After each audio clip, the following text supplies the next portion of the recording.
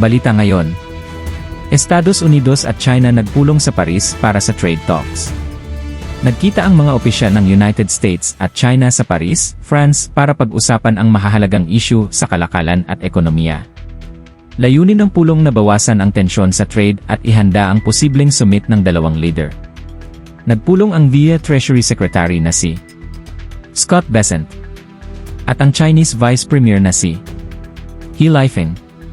Ang kanilang meeting ay ginanap sa headquarters ng Organization for Economic Cooperation and Development OEG sa Paris.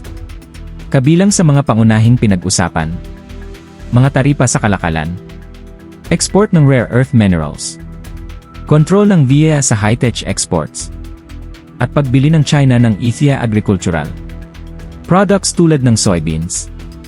Layunin ng dalawang bansa na maiwasan ang paglala ng trade tensions na maaaring makaapekto sa global economy.